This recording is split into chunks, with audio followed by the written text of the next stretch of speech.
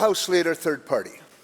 Thank you, Honourable Speaker. One of the greatest concerns we've had in Shawnigan about the contaminated soil that's sitting on the property on Stebbings Road is the potential for contaminants to leach into groundwater that sits beneath where the soil is sitting.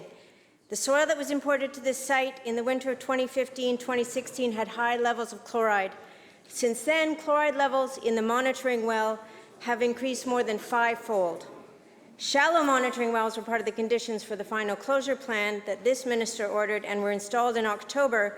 However, the ministry did not require tests of those wells until after the first heavy rains in December.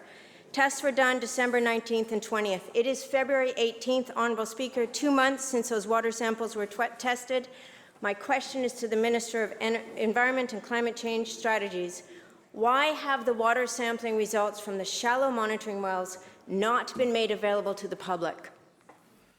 Minister of the Environment and Climate Change Strategy.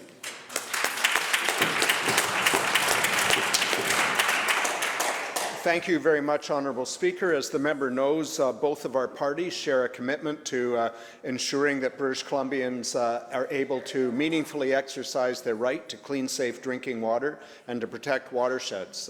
As the member also knows, we spent a lot of time designing the final closure plan for that landfill because I needed to be assured, so I could assure residents at Shawnigan Lake that we were exercising every option available to us under existing legislation to ensure that the plan was robust, that it would entail ongoing monitoring, additional monitoring from shallow groundwater wells, and include the ability of the Minister of Environment and Climate Change Strategy to alter the conditions if results or any other factors indicated that should be done. We're committed to protecting water, and as to the results about which the member is asking, they will be posted on Monday, February 24th. House Leader, third party on a supplemental. Thank you, Honourable Speaker. It's been over 8 years since our community has been raising concerns about this site, this company, and this process. A small sampling of issues, a secret profit-sharing deal between the quarry owners and the engineers, a court decision by Supreme Court Justice Sewell, who said that this matter struck at the heart of the integrity of the Environmental Management Act. Owners of the landfill site have not paid their taxes, and now the process has begun to transfer the landfill site and the property next door, on which 100,000 tons of soil of mysterious origin was dumped over the past several years, to the province of BC.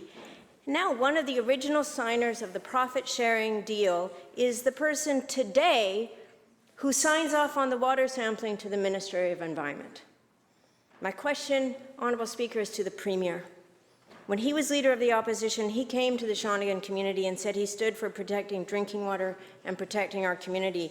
What does he say today to Shawnigan community members who still do not trust that the public interest is being served? Minister of the Environment and Climate Change Strategy.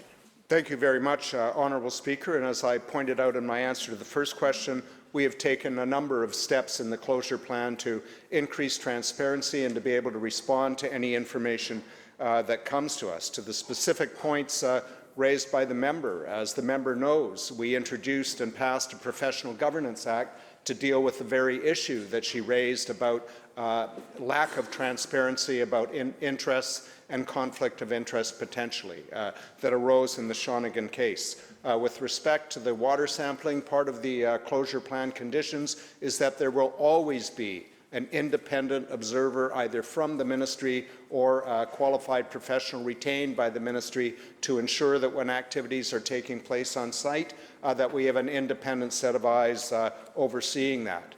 Next week, our ministry staff will be going up to conduct additional water sampling ourselves to increase transparency. And as the member knows, this Friday, my ministry staff have scheduled a briefing on results to date and what we're doing with both her as the MLA, the Cowichan Valley Regional District, and the Malahat Nation. We're committed to transparency, we're committed to sharing information, we're committed to protecting drinking water in the Cowichan Valley and Shawnigan Lake.